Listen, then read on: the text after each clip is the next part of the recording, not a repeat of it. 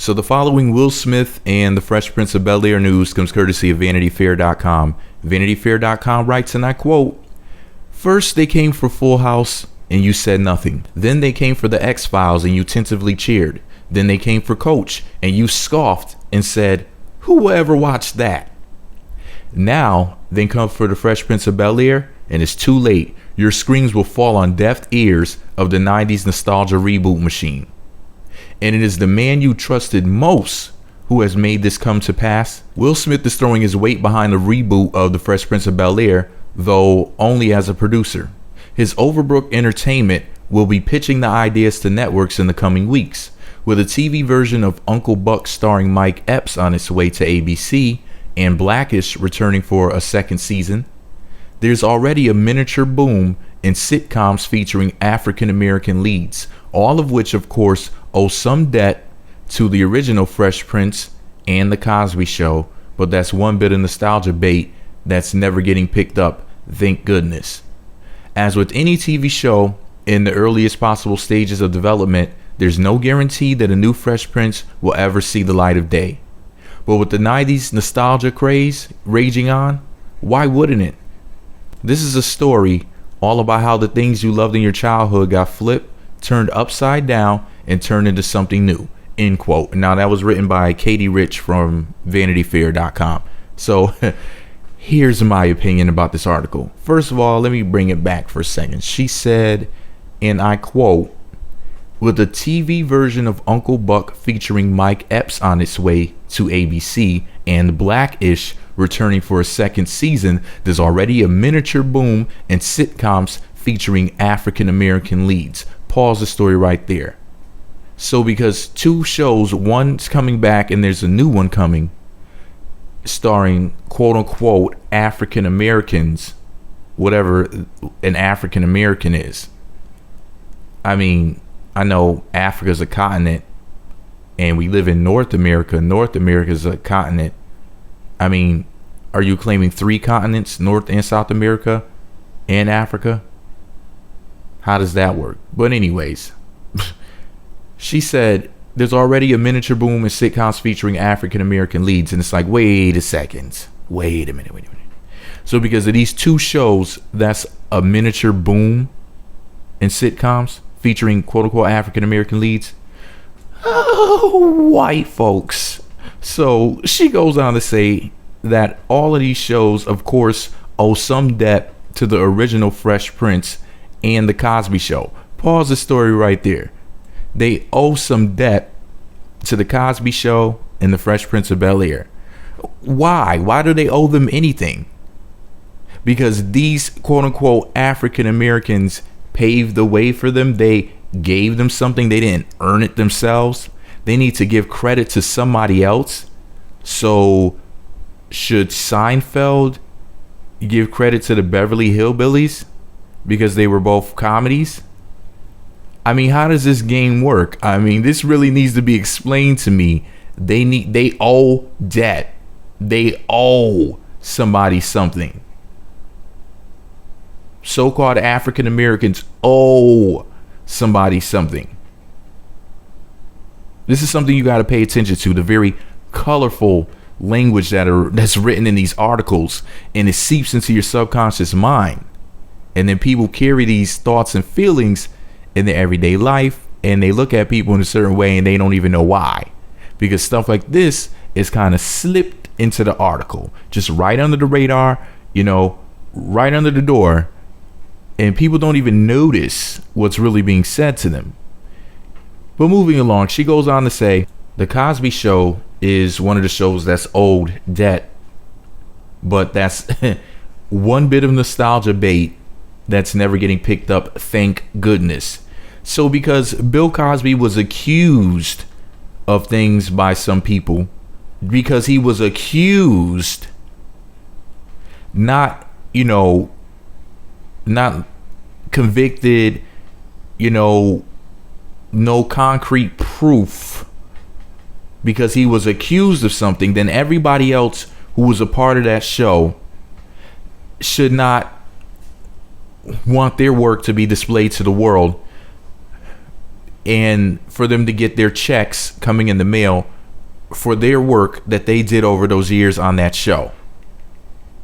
You know, everybody is getting paid, whether it's the actors. I don't know what goes on with the people who work behind the scenes, whether or not producers of these shows and the directors or whatnot, whether or not they get a cut, a royalty or whatever. But I know that the actors and actresses do. So Rudy, Keisha Knight Pullman, Lisa Bonet, Felicia Rashad, they should just have these checks that they were expecting to get for the rest of their lives just cut off because Bill Cosby was accused of something. Miss Katie Rich, Miss Thank Goodness the Cosby Show is not coming back. You know, like they say, the devil's in the details. You got to pay attention to this colorful language. There's the language that they speak on the outside and the surface, and then there's the hidden things that are behind the words that are in front of your face that they're really saying when they write these articles. Because people think that propaganda only comes from music and reality TV, sometimes movies, but it's everywhere. You know, everybody has a freaking agenda, it seems like. And this Katie Rich chick, in my personal opinion, really overstepped some boundaries. She should have just kept it professional and kept it strictly about the story, as opposed to interjecting these ridiculous opinions and ideas in there. Really, they're more than just opinions. Like, I really feel like she has an agenda when she says these things. Oh, thank goodness the Cosby Show's not coming back. Why? Because it was that bad of a show? I thought that the show was well made, you know? A lot of people got their career started from that show. Hell, even Alicia Keys, as far as I know, had her first television appearance when she was on that show as a child. A lot of people got their start on that show. It opened a lot of doors for a lot of people. So, what's your issue with the show, Katie? I'm pretty sure it's the whole Bill Cosby accusations. And I'm not saying that Bill Cosby's not guilty. The only thing I'm saying is this. He was accused, not proven to be guilty. It did not even go to trial.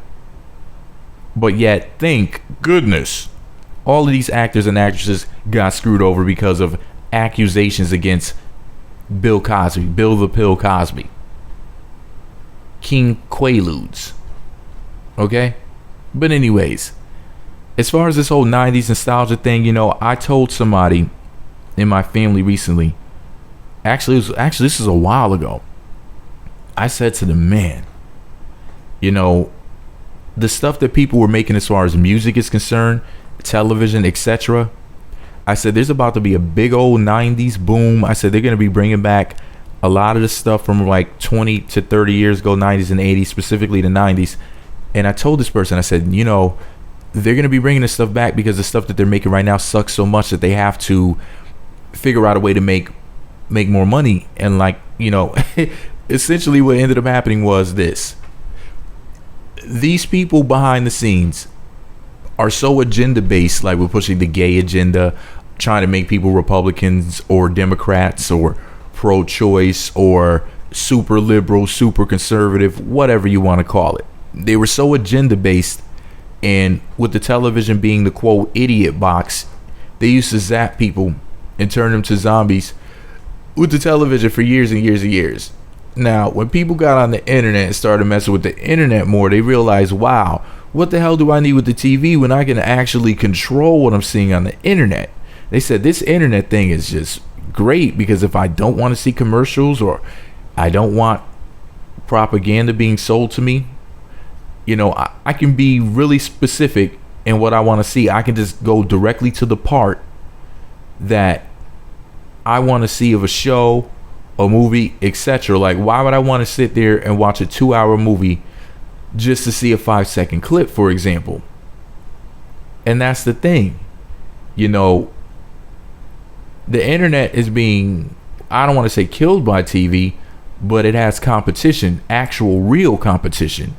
You know, because even the radio could have messed with TV. And don't get me wrong, the internet can't mess with the TV when it comes to certain things, because they're still paying buku bucks, you know, for Super Bowl ads and stuff like that. There's certain TV shows that are getting 4 million viewers a week, 3 million viewers a week on cable television, then on network television they're getting 6, 8, 10, 20 million views a week. So there are some shows that are doing very, very well. TV's not going anywhere. I know a lot of people say, oh, TV's about to go away, just like the cassette tape, and and the internet is the new compact disc as opposed to the cassette tape or what. No. TV's not going anywhere. And the reason why I know that is because people wouldn't pay $1 million or $2 million for a Super Bowl ad if TV was going anywhere. People wouldn't have watched the Floyd Mayweather and Manny Pacquiao fight if TV was going somewhere. Remember, TV, even if like your cable company or your satellite dish goes out a lot, even if it's a fucked up service, if you really think about it, if you really, really, really think about it, the internet is not as reliable as the television. I mean, the internet sometimes has more glitches and issues than the television. Plus it's more relaxing to just sit in front of your TV than sit in front of a computer. Being comfortable and not losing your signal are far more important to people when it comes to viewing certain things than even choosing specifically what you want to see, the climax or the money shot, basically the hot spot, the thing that you specifically came there for. People will actually use more time to watch something and see the parts that they didn't want to see due to the fact that they could just sit there and relax and don't have to worry about losing the signal and whatnot. So TV will be around, and I just wanted to touch back on this whole 90s thing, man. The 90s, I'm telling you, is going to make a huge comeback, but what you got to prepare for is when the music switches over. That right there is going to change everything. I mean, these damn sports teams are going to start playing better. The acting and TV roles and whatnot is going to get better. It's like when the music gets better, because the music is at such a low frequency right now that when it blossoms into the lotus flower that music is about to become again, when that divine spark and that creativity comes back, you're going to see people coming out of the woodworks with amazing hit records. I mean, Timbaland, Pharrell, stuff like that. Like, we've seen little sparks of it, like when Pharrell came back with Happy and certain things like that. Of course, Happy was the 2014 or whenever year it came out version of Don't Worry, Be Happy by Bobby McFarlane or whatever his name was. Remember that? Don't worry, be happy. Don't worry, be happy. Remember that? Yeah. That's all Happy was the new version of that. So some things that we saw before are going to come back, and we saw, really, when we saw that the 90s were starting to come back is when Lady Gaga channeled Madonna in like 08, 09.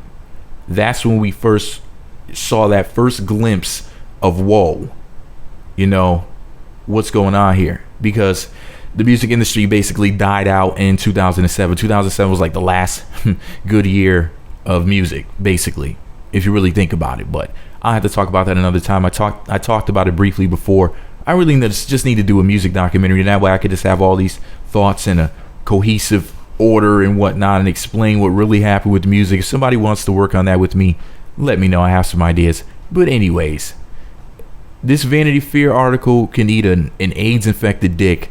I was not a happy camper when I read that crap she said about African Americans owe debt to this show and that show and blah blah blah. No. You know what they owe? They owe no one anything. So pull your legs up your back, fall forward, and get over yourself. But anyways, I gotta go because we're talking about like 14 minutes here on this video now. Anyways, I have to talk to you another time later about things and really explain things in detail. But let me know what you think about the Fresh Prince show coming back. Are you going to watch it? Do you not want to watch it? Do you think it's a good idea? Do you think it's a bad idea? Do you think it's going to tarnish the reputation of a good show? Do you think this show always sucked and you think that this is just going to ruin it even more for you? Because, I mean, you hate the show in the first place.